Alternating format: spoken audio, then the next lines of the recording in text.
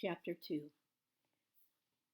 That summer, I found Winn-Dixie was also the summer me and the preacher moved to Naomi, Florida, so he could be the new preacher at the Open Arms Baptist Church of Naomi.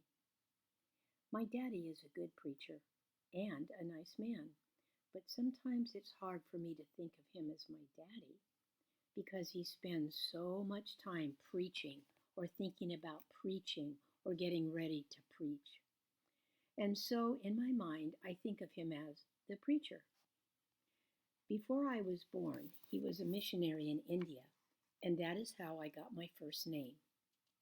But he calls me by my second name, Opal, because that was his mother's name, and he loved her a lot. Anyway, while me and Winn-Dixie walked home, I told him how I got my name, and I told him how I had just moved to Naomi. I also told him about the preacher and how he was a good man, even if he was too distracted with sermons and prayers and suffering people to go to the grocery store. But you know what, I told Winn-Dixie? You are a suffering dog, so maybe he will take to you right away.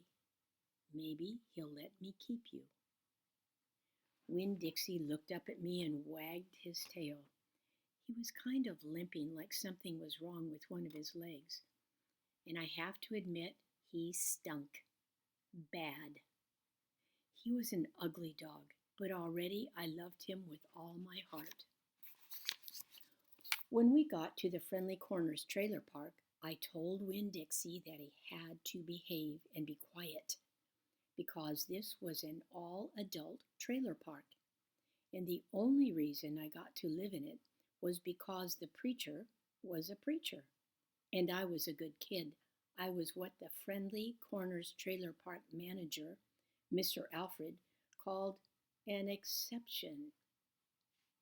And I told Winn-Dixie that he had to act like an exception too.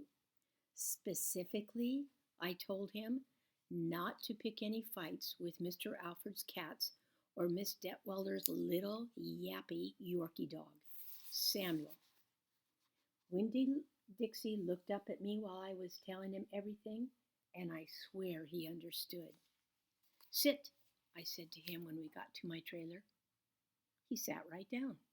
He had good manners. Stay here, I told him. I'll be right back. The preacher was sitting in the living room, working at the little fold-out table. He had paper spread all around him, and he was rubbing his nose, which always means he is thinking hard. Daddy, I said. He said back. Daddy, do you know how you always tell me that we should help those less fortunate than ourselves? He said. He rubbed his nose and looked around at his papers. Well, I said, I found a less fortunate at the grocery store. Is that right? He said. Yes, sir, I told him. I stared at the preacher really hard. Sometimes he reminds me of a turtle hiding inside its shell, in there thinking about things and not ever sticking his head out into the world. Daddy, I was wondering, could this less fortunate, could he stay with us for a while? Finally, the preacher looked at me. Opal, what are you talking about?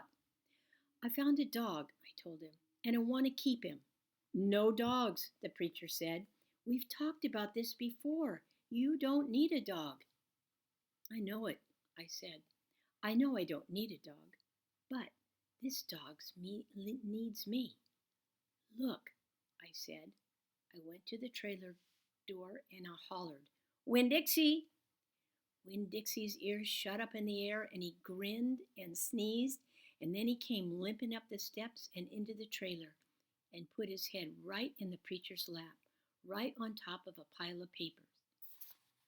The preacher looked at Winn-Dixie. He looked at his ribs.